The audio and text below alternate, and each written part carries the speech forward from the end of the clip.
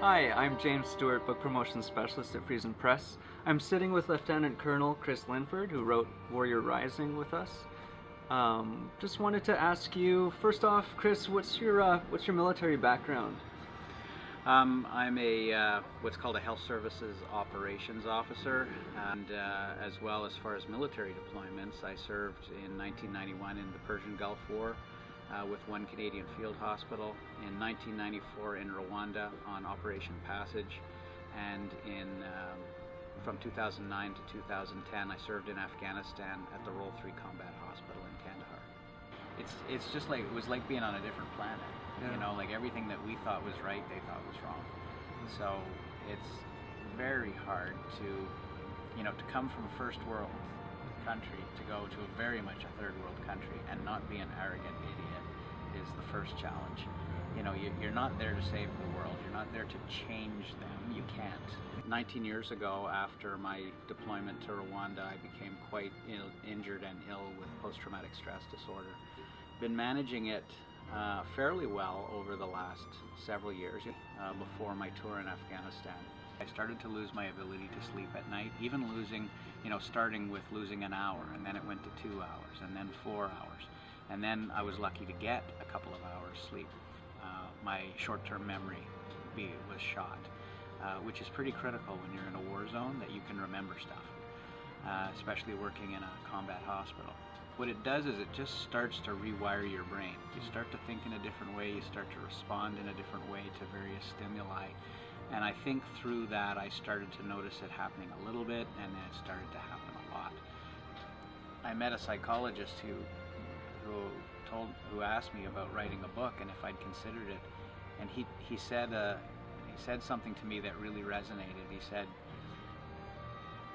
"This book isn't about you, Chris, it's about who you can help." And that really hit me right in the center of my heart, and I knew that I had to do this.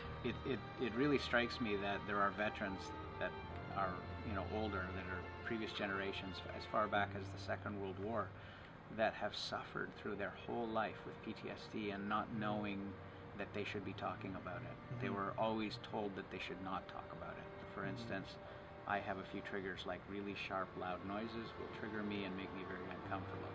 If I smell blood or see raw flesh, I get triggered. But what I learned through my healing process is that just coping with it isn't good enough. Right. You have to be able to live. And if you're constantly just coping, you're not living. And what happens is that overflows into the rest of your life. The response to the book has been incredible. I get people that email me or contact me through my website on a daily basis, usually anywhere between 4 and 6 a day, that are telling me what their experience is as they're reading my book. I tell you, it's just an incredible experience to hear from people that I do not know how this book is resonating with them, and for me, that's a huge win. Self-publishing became almost my only way to get my book published, frankly. I tried the traditional route of finding a literary agent, and then they would hopefully find me a publisher. I came up against some significant barriers there, whether it was a literary agent that didn't carry my style of story or didn't like my topic or whatever, a plethora of reasons to say no. Very frustrating, because I knew my topic was important. I knew there was a thirst for it in the country. I learned about, believe it or not, I learned about self-publishing through Kevin Newman, who used to be the anchor for Global, and he said, "Have you ever thought about self-publishing?" And I thought, well, I'm kind of saving that for my last choice if things don't work out. Well, he said, not a good idea. He said, let me get you in touch with somebody who's done this. And it was a guy who had been down the traditional route of publishing and had transitioned to self-publishing because of more control of his product, the ownership of his intellectual property, better royalty payments and that sort of thing, a little more flexibility. I liked the sound of all that.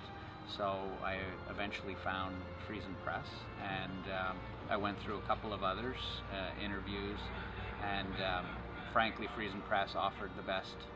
My final message would be, go and talk to somebody about it. That is really what this is about.